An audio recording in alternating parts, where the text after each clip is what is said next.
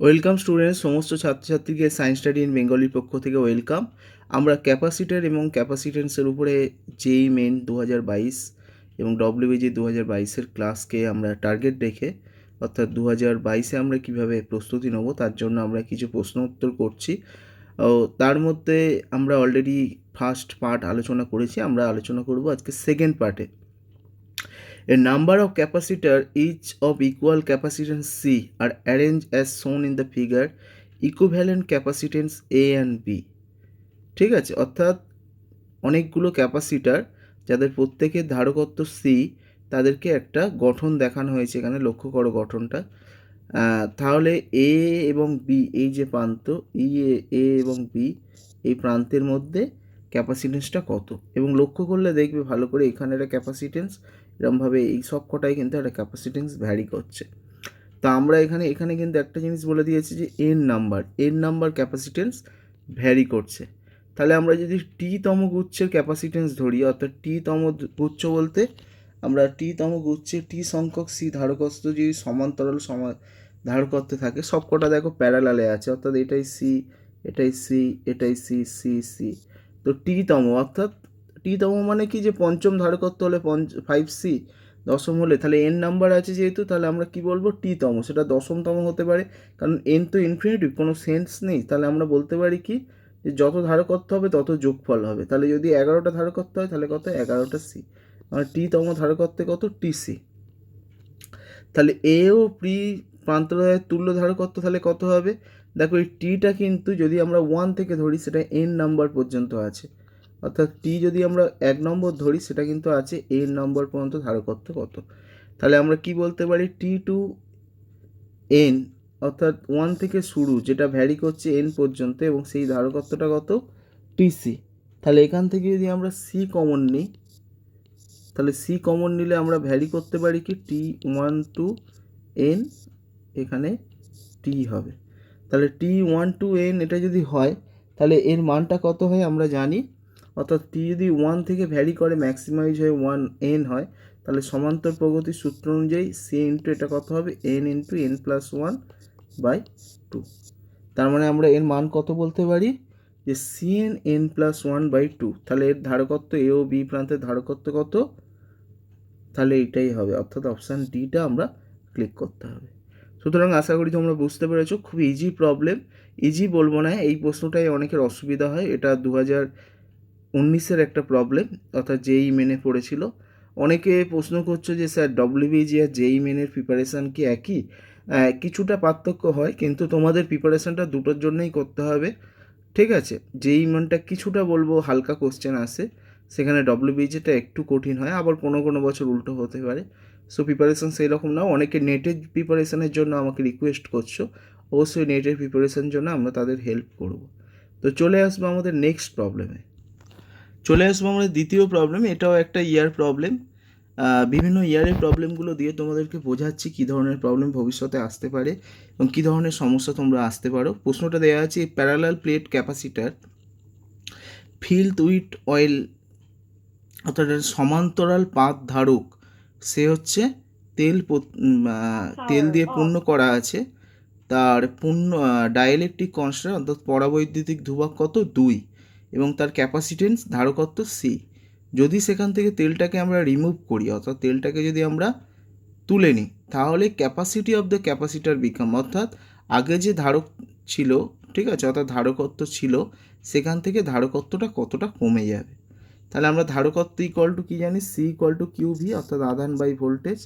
সেখান থেকে যদি আমরা করি সিগমা আলফা বাই, এই ভির জায়গায় আমরা কী লিখতে পারি, sigma K epsilon J into D, D for, এগুলো আশা করি তোমাদের আর ডিটেলসে বলতে হবে না, কারণ জয়েন্টে ক্লাস করছো মানে জেনে নিতে হবে যে এইগুলো তোমরা পারবে। এরপরেও যদি কারোর বুঝতে অসুবিধা হয়, তো তাদের জন্য আমি নিশ্চয়ই বলবো, আমাকে হোয়াটসঅ্যাপ করতে পারো, নিচের হোয়াটসঅ্যাপ নাম্বার। তাহলে এখান থেকে পাওয়া যাচ্ছে কি, যে K sigma zero alpha by D. তাহলে অয়েল মাধ্যমের ক্ষেত্রে কে এর মান কত হয়, অলরেডি দেওয়া আছে উপরে প্রশ্ন দেখব, সেই কে এর মান কত হয়, 2। তাহলে এখানে বসালে কত, C equal to 2 sigma zero alpha by D. তাহলে বায়ু মাধ্যমের ক্ষেত্রে যদি করি, সেই কে এর মান কত হয়, 1। তাহলে এখানে যদি আমরা বসাই, অর্থাৎ কোথায় বসাবো, ঠিক আছে, অর্থাৎ sigma zero alpha by D অর্থাৎ কে আসলে কিন্তু এটা K sigma zero alpha by D, কিন্তু বায়ু মাধ্যমের ক্ষেত্রে এই কে এর মানটা কত হচ্ছে 1, সেই জন্য এটা কত sigma zero alpha by D. অর্থাৎ বায়ু মাধ্যমে সি ড্যাশ হচ্ছে sigma zero alpha by D এবং তেল মাধ্যমে হচ্ছে 2 sigma zero alpha by D. তাহলে দুটো যদি আমরা ভাগ করে দিই তাহলে আমরা কত পাবো, সি বাই সি ড্যাশ যদি করি তাহলে কত পাবো, C by C dash equal to 2।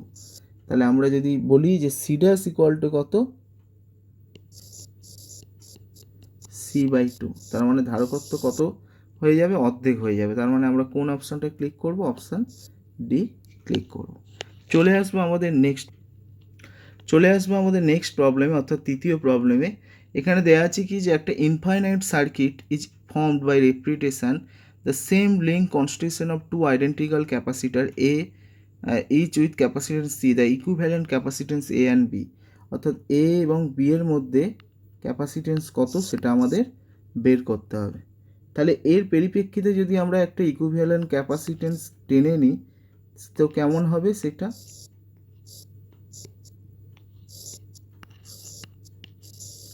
ভালো করে লক্ষ্য করে দেখো।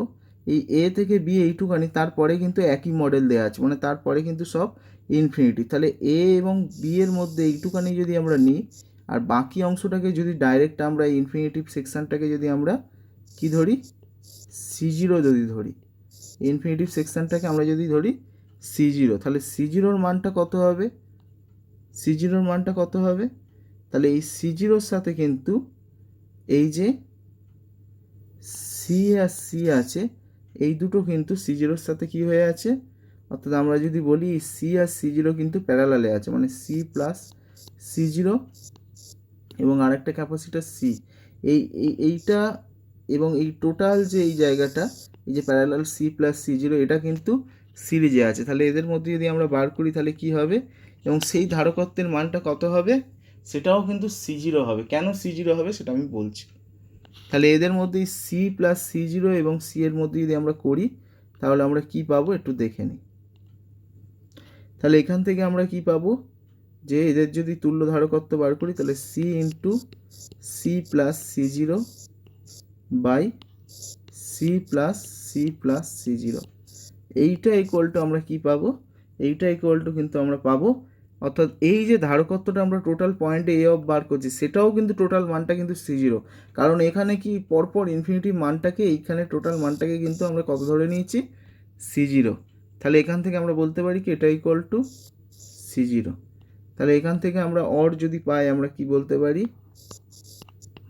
2c প্লাস সি জিরো আর উপরে কত, C into C plus C zero equal to কত, সি জিরো। তাহলে এটা যদি গুণ করি তাহলে কি হবে, C zero into 2c plus C zero equal to C into C plus C zero.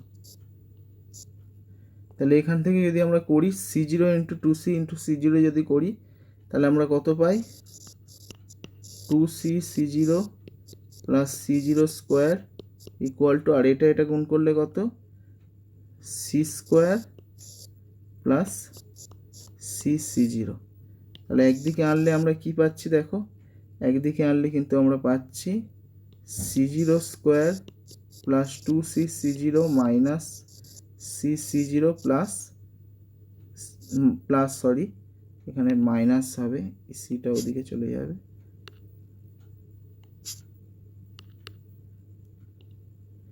Minus C square equal to zero. তাহলে এই অর আমরা কি বলতে পারি, C zero square plus C zero minus C zero square equal to C. তো এইটা এখান থেকে যদি আমরা সি জিরোর মানটা বার করি, অর্থাৎ যদি আমরা ফেলি কিসে, শ্রীধর আচার্যের সূত্রে, তাহলে কি হবে, minus C plus minus C square plus 4c square by 2। তাহলে মান কত আসবে, minus C by 2 plus minus রুটের মধ্যে 5/2 ইন্টু সি। তাহলে এখান থেকে আমরা ক্যালকুলেশন করলে কি বলতে পারি, যে এবং ধারকের মান কখনো ঋণাত্মক হতে পারে না, ধারকের মান কি কখনো ঋণাত্মক হতে পারে না। তাহলে এটাকে যদি আমরা ক্যালকুলেশন করি তাহলে মাইনাস যদি করে দিই তাহলে এখান থেকে আমরা কি পাবো, C0 equal to √5 minus 1/2 into C, তার মানে কত 0.618 সি। এই জায়গাটা অনেকের বুঝতে অসুবিধা হচ্ছে যে এই ধারকের মান কখনো নেগেটিভ হতে পারে না, নেগেটিভ হতে পারে না, অর্থাৎ এদের লসাগু কত 2, ঠিক আছে। এবং দুটো থেকে যদি আমরা এই দুটো সি √5 মাইনাস যদি করি তাহলে এটা মাইনাস, এটা মাইনাস প্লাস মাইনাসে মাইনাস, তাহলে এটা কত হবে √2 মাইনাস 51 ইন্টু সি, তার মানে ভাগ করলে 0.68618 সি হলো। কারোর বুঝতে অসুবিধা হলে অবশ্যই হোয়াটসঅ্যাপ করো, যেহেতু একটু অ্যাডভান্স করাচ্ছি অনেকের বুঝতে অসুবিধা হতে পারে, তোমরা কিন্তু অবশ্যই হোয়াটসঅ্যাপ। চলে আসবো আমাদের চতুর্থ প্রবলেম। দেয়া আছে in a sphere air capacitor the spacing between the two sphere is 2 সেমি। বলছে একটা গোলকীয় বায়ু ধারক আছে যাদের মধ্যে দুজনের মধ্যে স্পেয়ারের হচ্ছে দূরত্ব, ঠিক আছে, অর্থাৎ দুটো ব্যাসার্ধের মধ্যে পার্থক্য হচ্ছে 2 সেমি। আউটার স্পেয়ার কি আছে গ্রাউন্ডেড, অর্থাৎ আউটার স্পেয়ারটা কি করা আছে গ্রাউন্ড করা আছে। The capacitance is the same as that sphere of the diameter. Diameter বলছে capacitor is the same as the sphere of diameter, তার মানে তার যে ব্যাস আছে সেই ব্যাসের মান আর ক্যাপাসিটারের মান কত 120 সেমি হলো। তাহলে radius of the spherical surface of the capacitor A আর বি এর মান বার করতে বলেছে। খুব ইম্পর্টেন্ট প্রবলেম, বুঝিয়ে দিলে বুঝতে পারবে, এটা খুব সহজ প্রবলেম কিন্তু অনেকেরই করতে অসুবিধা হয়, এটা আমি বুঝিয়ে বলছি। তা আমরা সূত্র কী জানি, এখানে একটা কে আসবে, এই উপরে একটা কে আসবে, কিন্তু সেই যে কে আসবে সেই কেটা আসবে না এই কারণে, কারণ বায়ু মাধ্যমে কে এর মানটা 1, সেই জন্য আমরা এখানে একটা কেটা 1 হয়ে যাচ্ছে, সেই জন্য উচ্চ হয়ে যাচ্ছে। তার মানে এর মান কত হবে equal to AB by B minus, এখানে কে এবি হতো, কে এর মানটা 1 বলে এত। এবারে দুজনের স্পেয়ারে আবার এখানে বলে দিয়েছি যে বিটা বেশি এটা কম, সেই জন্য দুজনের মধ্যে ব্যাসার্ধের পার্থক্য কত বি মাইনাস এ ইকুয়াল 2 সেমি। অর্থাৎ যদি এরকম একটা স্পেয়ার হয়, ঠিক আছে, এটা যদি বি হয় এটা এ, এদের মধ্যে পার্থক্য কত 2 সেমি। আর ক্যাপাসিটেন্স আর এদের যে হচ্ছে মানে ব্যাসার্ধ সেটা কিন্তু 1 বলে দিয়েছে 120। তাহলে এদের ব্যাসার্ধ বলছি ব্যাস, তাহলে ব্যাসটা ধরে যদি আমরা করি, যেহেতু রেডিয়াসটা এই ব্যাস ধরে বরাবর করবো, তাহলে ক্যাপাসিটেন্সটা কত 120/2 মানে কত 60 ইস্যু। তাহলে এই 60 ইস্যুটা এই যে সিটা সেটা তাহলে এখানে মেলালে সি এখানে দিলাম, আর বি মাইনাস এ কত 2 সেমি, তাহলে এখানে দিয়ে দিলাম, ঠিক আছে, অর্থাৎ বি মাইনাস জায়গায় কত 2, তাহলে এ বি ইকুয়াল টু কত 120। তাহলে এ বি ইকুয়াল টু আমরা 120 পেলাম, আবার এটা 2 নম্বর সমীকরণ বি মাইনাস এ পেলাম 2 সেমি। তাহলে এখান থেকে তোমরা বি প্লাস এ বার করতে পারবে, কারণ বি প্লাস এ কী হবে বি মাইনাস এ স্কোয়ার প্লাস 4ab, এরকম করে তোমরা বি প্লাস এ বার করতে পারবে। তো বি প্লাস এ বার করলে তোমরা দেখবে যে বি প্লাস এ যদি বার করো তার মানটা কিন্তু 22 আসবে, আর বি মাইনাস এ তো তোমরা 2 পেয়েছো, তাহলে সলভ করলে বুঝতে পারবে যে বি এর মান কত 12 এবং এর মান 10। বি এর মান কত 12, এর মান 10। এই প্রবলেমটা কিন্তু খুব ইম্পর্টেন্ট, এক্সামে আসে, ঠিক আছে। যে সমস্ত প্রবলেম এক্সামে আসে এবং আপকামিং এক্সামে আসবে সেইগুলো আমরা আলোচনা করছি। এবং আরও একটা বিশেষ আলোচনা, এখানে একটা বিশেষ আলোচনার ব্যাপার করি। অনেক ছাত্রছাত্রী আমার কাছে পড়তে চায়, অনলাইনে ক্লাস করতে চায়। যদি তারা অনলাইনে ক্লাস করতে চায় 2022-কে টার্গেট রেখে এখন থেকে, তারা আমাদের সাথে যে হোয়াটসঅ্যাপ নাম্বার আছে সেই হোয়াটসঅ্যাপ নাম্বারে যোগাযোগ করো। হোয়াটসঅ্যাপ নাম্বার 7797150132, এই হোয়াটসঅ্যাপ নাম্বারে কিন্তু তোমরা কন্ট্যাক্ট করতে পারো। এই যে হোয়াটসঅ্যাপ নাম্বার আছে এই হোয়াটসঅ্যাপ নাম্বারে তোমরা কন্ট্যাক্ট করতে পারো। চলে আসবো আমাদের নেক্সট প্রবলেমে, অর্থাৎ পঞ্চম প্রবলেমে আমরা চলে আসবো। পঞ্চম প্রবলেমে বলছে কি the circuit shown in the figure consist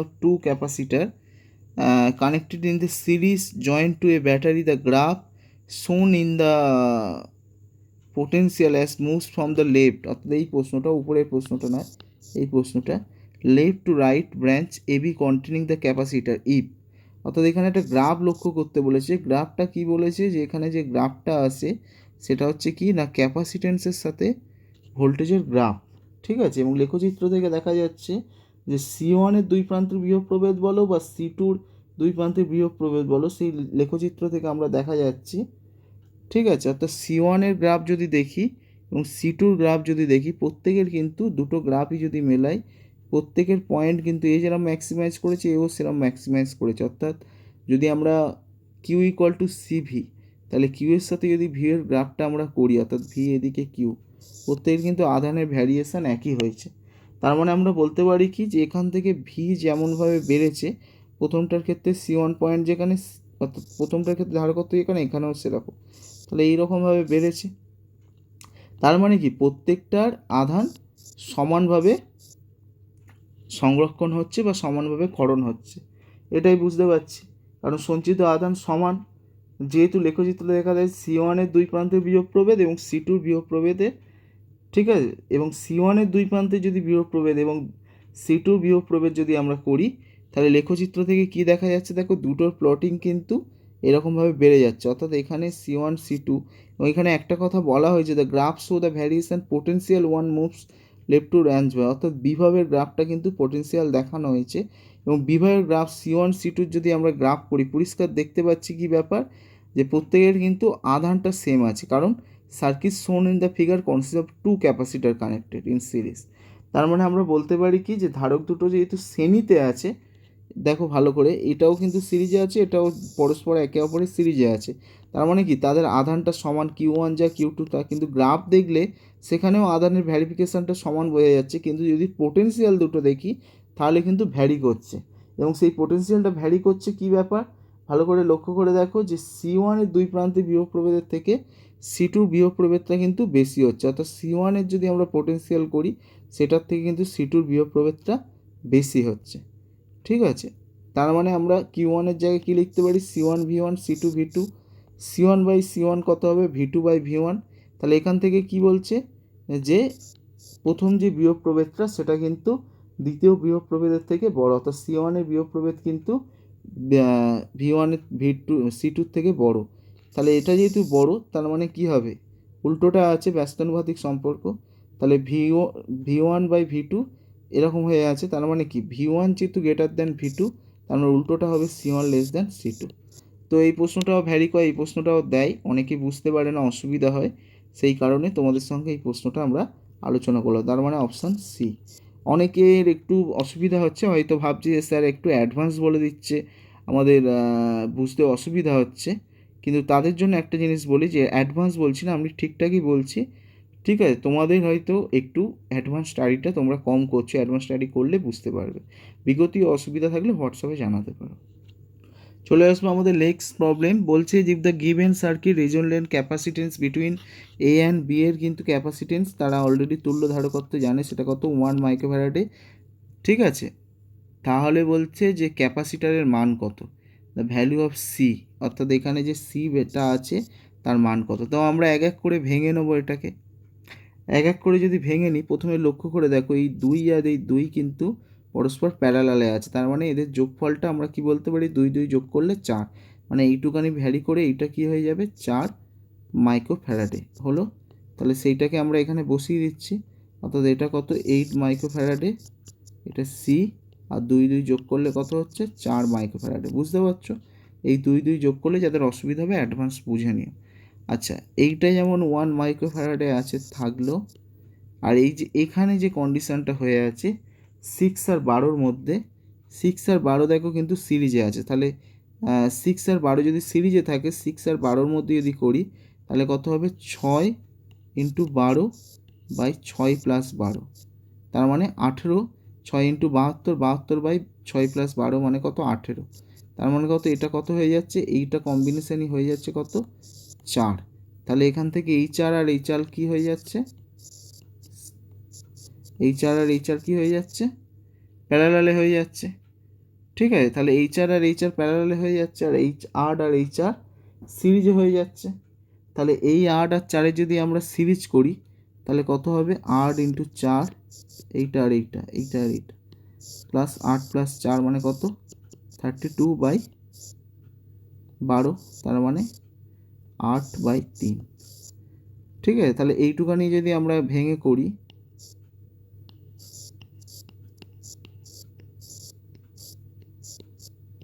তাহলে এটা কত হলো 8/3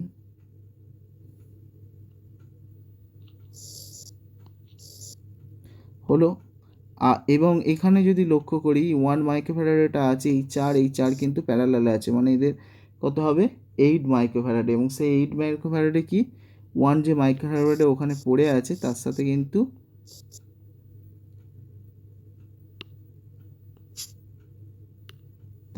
কিন্তু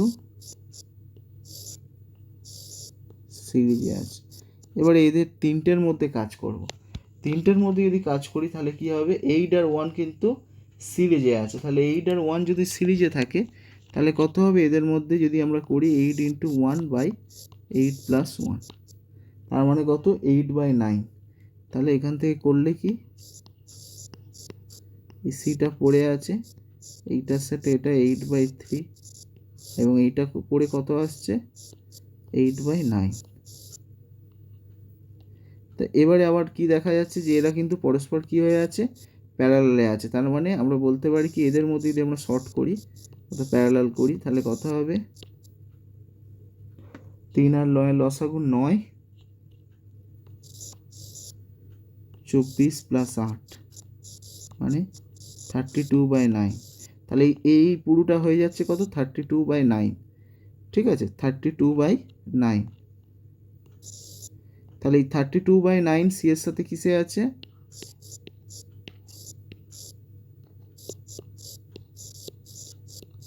32/9 সি এর সাথে কি আছে সিরিজে আছে, তার মানে এটা কত হবে সি × 32/9/c + 32/9, এবং সেইটারই মান কত, সেটার মান কিন্তু তুল্যধারকত্ব একদম উপরে দেয়া আছে দেখো 1 মাইক্রোফ্যারাডে, তার মানে এটা ইকুয়াল টু কত হবে 1। তাহলে ক্যালকুলেশন করলে কত আসবে 9c/32, তাহলে উপরে 32c আর নিচে এই 9 9 কেটে যাবে, মানে 9c + 32 = 1। তাহলে গুণ করলে কত 9c + 32 = 32c, और 32c - 9c = 32, তাহলে c = কত 20c এত, তাহলে c = কত 32/23। খুব ইম্পর্টেন্ট প্রবলেম এটা, 19-20 সম্ভবত 20-তে এসেছিলো এই প্রবলেমটি, খুব ইম্পর্টেন্ট একটি প্রবলেম। তাহলে এটা কত মান হবে 32/23। চলে আসবো আমাদের নেক্সট প্রবলেম, চলে আসবো আমাদের লাস্ট প্রবলেম। বলছে একটা ফিগার দেওয়া আছে, সেখান থেকে আমাদের টাওয়ের মান, টাইম কনস্ট্যান্ট টাওয়ের মান বার করতে বলেছে। তো সমস্ত ছাত্রছাত্রীকে লাস্ট প্রবলেম করানোর আগে বলছি, যারা ডিটেলসে জানতে চাও নিচের হোয়াটসঅ্যাপ নাম্বারে নক করতে পারো, ঠিক আছে। ডিটেলসে জানতে চাও বা আমার কাছে ক্লাস করতে চাও, তারা আগ্রহী, তারা যোগাযোগ করতে পারো।